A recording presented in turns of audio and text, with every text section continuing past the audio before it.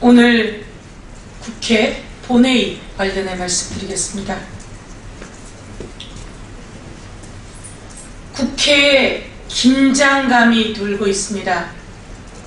우영근 원내대표 체제하에 새정치민주연합은 많은 것을 양보하고 그러면서도 합리적인 대안을 모색하면서 합의하는 국회의 모습을 보여왔습니다. 그런데 국회에서 도는 이 긴장감은 어디에서 기인하는 겁니까? 양당 대표, 원내대표, 공적연금개혁 특위위원장, 양당 간사들 모두 모여서 대한민국이 언론이 보는 앞에서, 대한민국 국민 앞에서 서명하고 손도 잡고 활짝 웃었습니다. 그렇게 웃은 지 얼마나 됐다고 합의문에 약속장에 잉크도 마르기 전에 새누리당이 오리발을 내밀고 있습니다. 다수당이라고, 선거에 이겼다고 이제 막 나가자는 겁니까?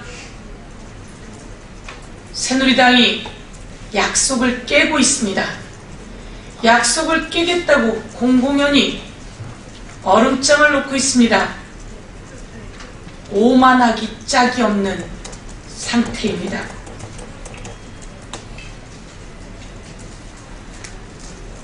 공무원연금개혁, 새정치민주연합이 사회적 대타협 테이블을 만들었습니다. 그리고 공무원도 설득하고 정부도 설득하면서 합의문을 만들어냈습니다. 공무원들의 결단과 희생이 우리의 큰 과제를 해결한 것입니다. 공무원들이 내놓은 예산 절감안이 새누리당이 내놓은 예산 절감안보다 30조가 더 많자 옳다구나 하고 새누리당이 합의를 한 것입니다. 그러면서 우리의 대과제인 대한민국 노년인구, 노후 빈곤을 해결하기 위한 안을 같이 실무기구에서 합의했습니다. 이 실무기구 합의한 사람들은 바로 이렇습니다. 새누리당이 추천한 전문가, 공동위원장 김용하, 새정치민주연합이 추천했던 전문가, 공동위원장 김연명, 정부 측 대표 인사혁신처처장 황소종, 행정자치부 지방행정실장 김성열, 그리고 대한민국 공무원 노동조합 총연맹 위원장, 교원단체 총연합회 회장, 그리고 전국 공무원 노동조합 사무처장, 그리고 국회 예산처 정책 재정 분석 과장, 국회 입법조사처 입법조사관, 이렇게 실무기구에는 정부를 대표하고 여당을 대표하고 야당을 대표하고 그리고 국회를 대표하는 내노라 하는 전문가들이 모여서 국민연금 강화 방안을 실질적으로 정부의 예산 추계를 보고받아가며 향후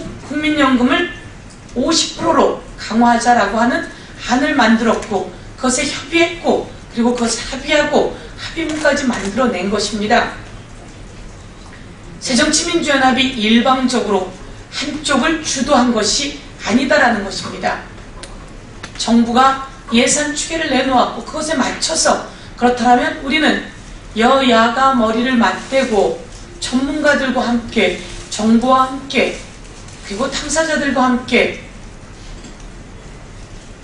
사회적 기구를 만들어서 그 사회적 기구에서 충분히 논의해서 심의 의결하면 그 안을 9월 본회의에서 통과시키자라고 합의를 본 것입니다. 이것은 양당 대표를 중심으로 모두 다 사인했습니다. 그런데 청와대에서 한마디 하자 화들짝 놀라는 모습은 도대체 무엇입니까?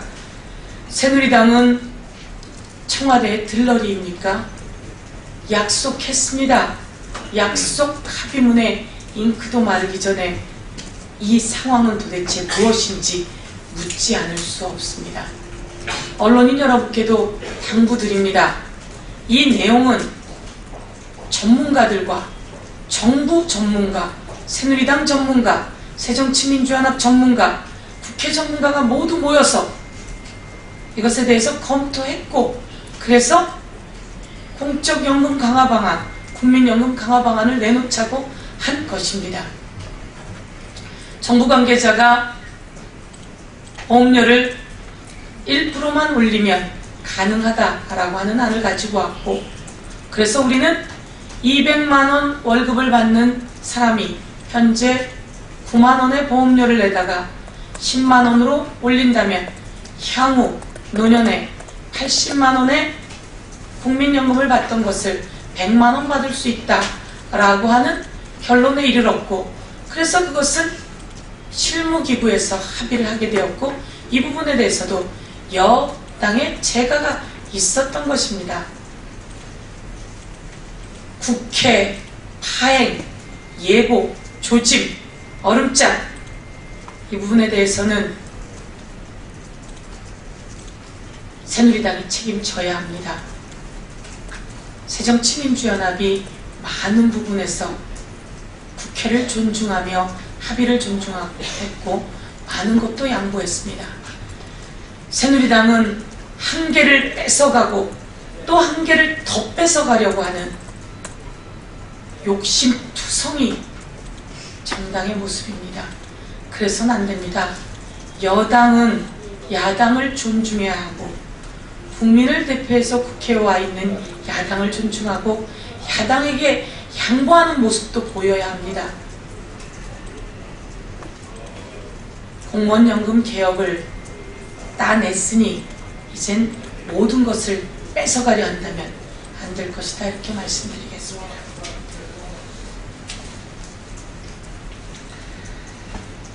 나머지 부분은 서면 브리핑으로 대처를 할 텐데요. 우선 요점만 말씀드리겠습니다.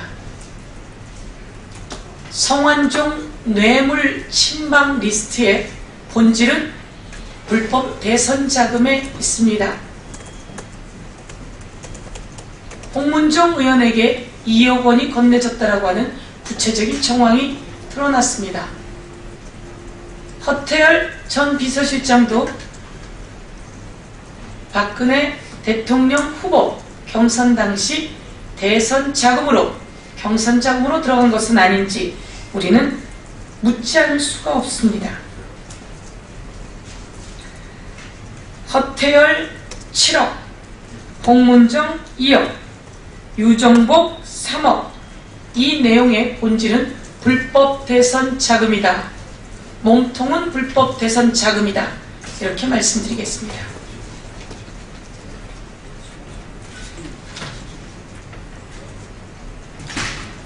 청와대가 국민연금, 공적연금 강화에 대해서 월권 행위를 하기 시작했습니다. 그러면 청와대는 국민연금 강화, 공적연금 강화를 반대한다는 겁니까? 나 몰라라 하겠다는 겁니까? 묻지 않을 수 없습니다. 박상호 대법관 후보자 관련해서 말씀드리겠습니다.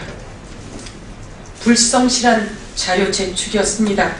그리고 수사기록 자료 제출을 거부했습니다. 이 부분에 대해서는 뭔가 구린 게 있어서 그렇다라고 밖에 볼 수가 없습니다. 박상옥 대법관 후보자, 너무나 많은 법관들이 반대를 하고 있습니다. 인권 최후의 보루, 대법원의 자리이기 때문입니다. 말석이어서 위에 지시를 따를 수밖에 없었다라고 변명을 하는데요. 그 변명도 되지 않습니다. 박상옥 검사는 박종철 고문치사 사건의 초동 수사 검사였습니다. 경찰이 은폐 축소한 내용을 하나도 바꾸지 않고 그대로 옮겨놓은 초동 수사 검사, 초동 수사에서 하나도 수사를 제대로 하지 않았다는 것이죠. 시작을 잘못해 놨기 때문에 위의 지시를 오히려 왜곡할 수 있을 정도로 초동 수사를 잘못한 당시 초동 수사 검사였습니다. 박종철 고문치사 사건을 근본적으로 의문 하나 제기하지 않고 검찰의 수사 그대로 초동수사를 진행했다라고 하는 것은 박종철 고문치사 사건의 은폐 축소를 제일 먼저 시작한 당사자다. 그 사람이 바로 박상옥 당시 검사다. 그래서 우리는 박상옥 대법관은 안 된다라고 주장을 하는 것입니다. 세월호 특별법 시행령이 국무회의를 통과했습니다. 대통령은 거짓말을 하신 겁니다. 진정한 진상규명을 하라고 했던 대통령의 말씀은 모두 다 새빨간 거짓말이었습니다. 이 시행령은 세월호 참사의 진상을 은폐하고 축소하고 묻어버리는 시행령일 수밖에 없습니다. 대통령이 국무회의를 통과시키면서 대통령령으로 세월호 참사의 진상을 은폐하고 축소하려고 하는 행위를 했다. 이렇게 비판합니다.